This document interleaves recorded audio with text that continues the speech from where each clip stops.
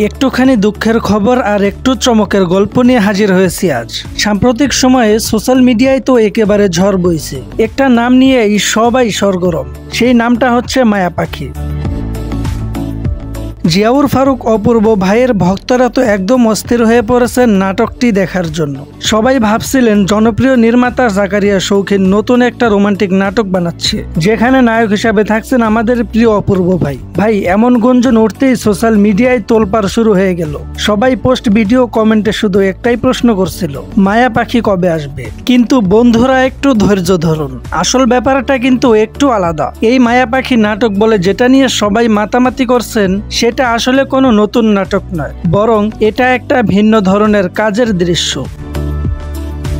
যার কিছু অংশ সোশ্যাল মিডিয়ায় ছড়িয়ে পড়েছে, আর সেখান থেকেই শুরু হয়েছে এই ভুল বোঝাবুঝি। তবে দর্শক, এখানেই শেষ নয়। শোনা যাচ্ছে নির্মাতা জাকারিয়া শৌখিন সত্যিই কিছু নতুন ও ব্যতিক্রমী কাজের পরিকল্পনা করছেন। তিনি নিজেও ইঙ্গিত দিয়েছেন সামনে আসছে এমন কিছু গল্প যেগুলো দর্শকদের ভেতর নতুনভাবে আলো ছড়াবে। এমনকি অনেকেই বলছেন অপূর্ব ভাইকেও আমরা আবার একদম নতুন রূপে দেখতে পাবো আসন্ন কিছু প্রজেক্টে। মানে এক কথায় মায়া পাখি না হোক, কিছু মায়াবী গল্প কিন্তু সত্যি আসছে।